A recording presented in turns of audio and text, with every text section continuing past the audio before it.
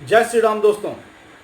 बेंगलोर में एक बार फिर से जिहादियों का घिनौना खेल देखने को मिला है। वहां पर जिहादियों ने एक सुनियोजित तरीके से कांग्रेस के विधायक श्रीनिवास मूर्ति के घर पे पथराव किया। वहां पर जितनी भी गाड़ियां थी उन सभी गाड़ियों को आग के हवाले कर दिया और उनके परिवार को नुकसान पहुंचाने का कार्य किया। साथियों, डीजे हाली क्षेत्र में दंगाइयों ने पुलिस चौकी पर भी हमला किया और तो और वहां के जितने भी व्यापारिक प्रतिष्ठान थे और उस बीच में आने वाले जितने भी लोग थे सभी लोगों को नुकसान पहुंचाने का कार्य इन जिहादियों ने किया है। अब सवाल यह उठता है, जो आखिर इस जिहादियों ने इस तरह का काम किया तो क्यों किया? एमएलए के घर वालों का यह कहना है कि जिहादी यह आरोप लगा रहे हैं कि एमएलए के भतीजे के फेसबुक अकाउंट से मोहम्मद के बारे में कुछ अनावश्यक पोस्ट किया गया। एमएलए के परिजन का यह मानना है कि इस पोस्ट से उनके परिजन का कोई लेना देना नहीं। उनका फेसबुक अकाउंट किसी ने हाईजैक कर लिया और हाईजैक करने के बाद उस अकाउंट पर क्या पोस्ट किया इसकी जानकारी उसे कुछ भी नहीं है। इतना सब कुछ जानने और समझने के बावजूद भी बेंगलोर में जिहादियों ने जिस तरह से दंगा का घृणित खेल खेला है, जिस तरह से हिंदुओं के मन मस्तिष्क के अंदर भय का वातावरण उत्पन्न किया है, यह देखते हुए तो यही लगता है कि ये जिहादी सामूहिक रूप से एकत्रित होकर के एक सुनियोजित तरीके से हिंदुओं के बस्तियों पर हमला करते हैं। इन्हें सिर्फ बहाना चाहिए और वह बहाना कहीं न कहीं इन्हें कुछ न कुछ मिल ही जाता है।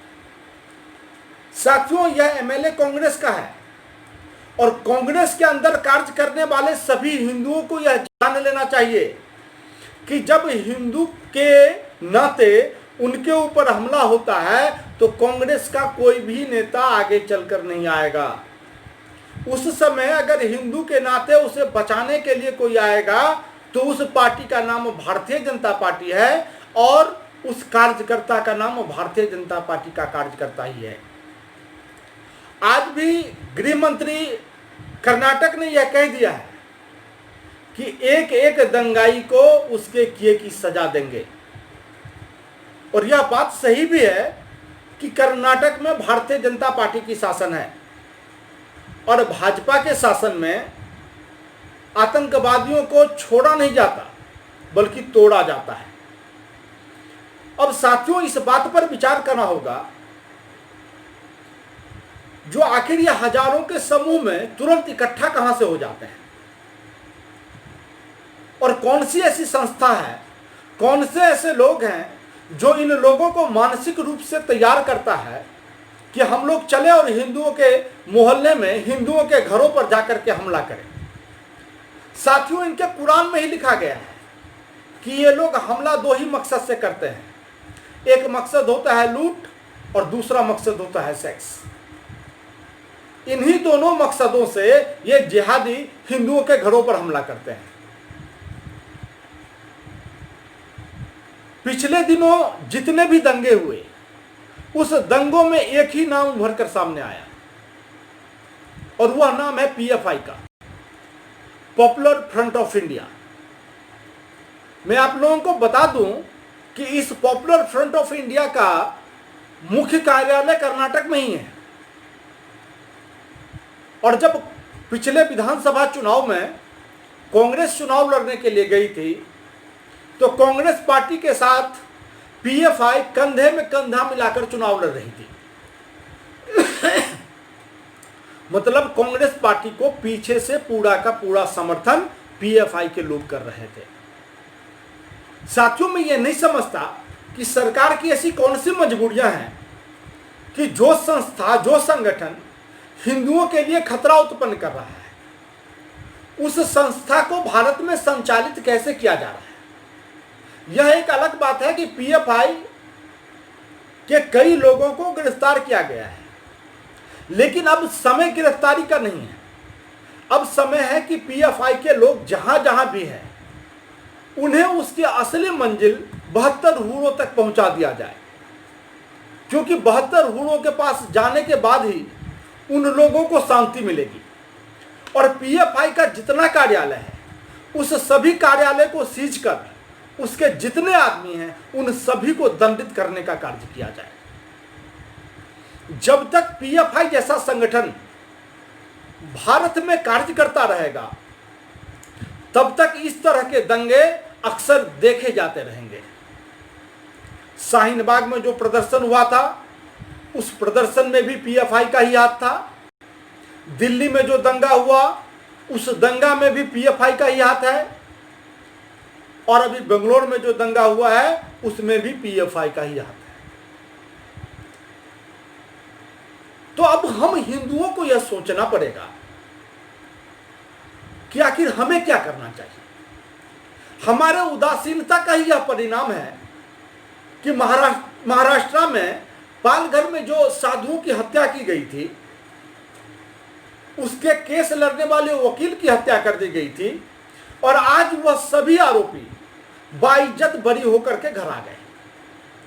महाराष्ट्र पुलिस ने उन हत्यारों के खिलाफ कोई चार्जशीट ही नहीं फाइल किया, कोई सबूत ही पेश नहीं किया। इसी तरह से राजस्थान के अंदर में 2-3 दिन पहले की बात है, 11 हिंदुओं को जहर का इंजेक्शन देकर के मार दिया गया, लेकिन कोई शोरगुल नहीं मचा। हिंदू समाज ऐसे शांत है जैसे सब दिन उसे इसी तरह से शांत रहना होगा। वहां पर हिंदुओं के रीति रिवाज को, श्राद्ध भोज को प्रतिबंधित कर दिया गया, लेकिन हिंदू समाज वहां भी कुछ नहीं बोला, वहां भी हिंदू समाज मौन है।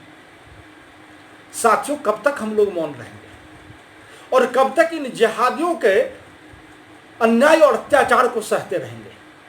कब तक हमारा जमीन मर मर के जिएगा और कब तक हम अपने बच्चों को यह बताते रहेंगे कि हमें भाईचारे से रहना है? साथियों, अब समय नहीं रहा, अब हिंदुओं को जागना ही पड़ेगा। जो हिंदू नहीं जागेगा उसे भागना पड़ेगा, और जो हिंदू नहीं भागेगा उसे मरना पड़ेगा। 5 अगस्त को राम जन्मभूमि पूजन के शुभ अवसर पर हमने हिंदुओं से एक निवेदन किया था। निवेदन यह था कि यह जन्मभूमि का जो भूमि पूजन हो रहा है यह हमें इतनी आसानी से नहीं मिला है। 500 सालों का संघर्ष, कई पीढ़ियों की कुर्बानियों के बाद हमने यह राम जन्मभूमि जिहादियों के जबड़ों से छीना है। इसको हमें उत्साह के साथ साथ, आस्था के साथ साथ शौर्य दिवस के रूप में मनाना चाहिए। और मैंने अपने हिंदू भाइयों बहनों से कहा था कि सभी लोग 5-5 दीप तो जलाएंगे, लेकिन उसके साथ ही अगर अपने छत पर भगवा ध्वज लहरा लें तो यह उनके शौर्य का प्रदर्शन होगा। और मैं आपको विश्वास दिलाता हूं, जिस मोहल्ले में, जिस गांव में, जिस कॉलोनिया में 50 घर पर भगवा ध्वज लहरा रहा हो, वहां पर जिहादी का हिम्मत नहीं होगा जो उस कॉलोनी, उस गांव और उस मोहल्ले के तरफ आंख उठा के भी देखे। जिहादी इस बात को समझता है कि हिंदू जनमानस के पास लड़ने के लिए कुछ नहीं है। हिंदू जनमानस अपने बच्चों को सिर्फ यह शिक्षा देते हैं कि तुम्हें लड़ाई नहीं करनी, तुम्हें संस्कारवान बन के रहना है। इसीलिए उसे मालूम है कि अगर हम 2-4 आदमी भी चले जाएंगे, एक हिंदू के घर पर अगर हमने हमला किया तो दूसरा कोई हिंदू उसे बचाने नहीं आएगा। और इस कायरता को पकड़ लिया है जिहादियों ने। और इसी कायरता के बदौलत उनका इतना विश्वास, उनका इतना दुस्साहस हो जाता है कि वह किसी भी मोहल्ला में, किसी भी गली में, किसी भी घर पे जाकर हमला करते हैं और वहां हिंदू को प्रताड़ित करने का कार्य करते हैं। साथियों, मैं सभी हिंदू भाई बहनों से निवेदन करता हूं, जो अपने अंदर के स्वाभिमान को जगाओ। जरूरी नहीं है कि आपको लड़ाई लड़नी ही पड़े, लेकिन अंधेरा को भगाने के लिए अगर आप 50 आदमी मिलकर भी भगाते हैं तो अंधेरा नहीं भागेगा। लेकिन बुद्धिमानी से एक दिया जला देते हैं तो फिर अंधेरा को आपको भगाने की जरूरत नहीं पड़ेगी। आप अपने घर पर भगवा ध्वज लहरा लो, आप अपने घर में अपने स्वावलंबन के लिए हथियार रखना शुरू कर दो, अपने बच्चों को हथियार का ट्रेनिंग देना शुरू कर दो।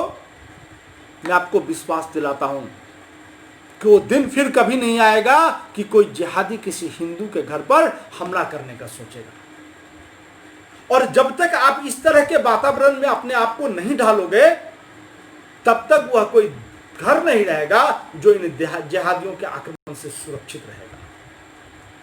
इसीलिए साथियों, मैं सभी हिंदू भाई बहनों से कहना चाहता हूं कि अपने अंदर के स्वाभिमान को जगाइए, बुज़दिली को त्याग दीजिए। यह समस्या का समाधान नहीं है। समस्या का समाधान है हम अपने मातृभूमि से, हम अपने पुण्य भूमि से इन जिहादियों को खदेड़ कर बाहर करेंगे। और जब तभी हम बाहर कर सकते हैं जब हम अपने अंदर के आत्मसम्मान को जगा लेंगे। जब तक हमारा आत्मसम्मान नहीं जागेगा, तब तक हम इन जिहादियों का कुछ नहीं बिगाड़ सकते। और ये जिहादी ऐसे ही हमारे घरों पर, ऐसे ही हमारे मोहल्लों पर, ऐसे ही हमारे गांवों पर हमले करते रहेंगे। अगर हम यह चाहते हैं कि सब कुछ प्रधानमंत्री नरेंद्र मोदी कर दें, तो ऐसा संभव नहीं है। मां भी अपने बच्चे को दूध तब पिलाती है जब उसका बच्चा रोता है। अगर बच्चा रोए ना, तो कोई मां अपने बच्चों को दूध ना पिलाए।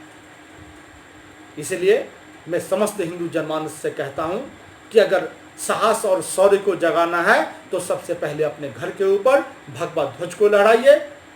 और इस जिहाद के जहर को अगर काटना है तो अपने घर में अपने स्वावलंबन के लिए, अपनी सुरक्षा के लिए कोई न कोई हथियार रखना शुरू कर दीजिए और अपने बच्चे को हथियार का ट्रेनिंग दीजिए। और स्कूल में अपने बच्चों को भेजने से पहले यह व्यवस्था करवाइए स्कूल में कि आपके बच्चों को स्कूल में हथियार का ट्रेनिंग दिया जाए। जब तक आपका बच्चा सामर्थ्यवान नहीं होगा, तब तक वह स्वावलंबी नहीं हो सकता। और जब तक स्वावलंबी नहीं हो सकता, तब तक किसी राष्ट्र के धरोहर को वह बचा के नहीं रख सकता। इसीलिए एक बार पुनः मैं आप लोगों से आग्रह करता हूं कि यह हो सकता है कि सभी लोग आवाज ना बुलंद करें, लेकिन आप आवाज का साथ दे सकते हैं। आप आवाज को आगे तक बढ़ा सकते हैं और आप अपना कमेंट करके आवाज को एक मजबूती प्रदान कर सकते हैं। इसलिए मैं आप सभी दोस्तों से यह निवेदन करूंगा, जो चैनल को सब्सक्राइब जरूर कीजिए, क्योंकि आपके सब्सक्रिप्शन से ही यह बहुत लोगों के पास जाएगा। और जब बहुत लोगों के पास जाएगा तो उतना अधिक संख्या में हिंदू जागरूक होगा, और जितना अधिक संख्या में हिंदू जागरूक होगा उतना ही सुरक्षित हमारा भारत और हमारा समाज रहेगा। जय हिंद, जय भारत, जय हिंदू राष्ट्र।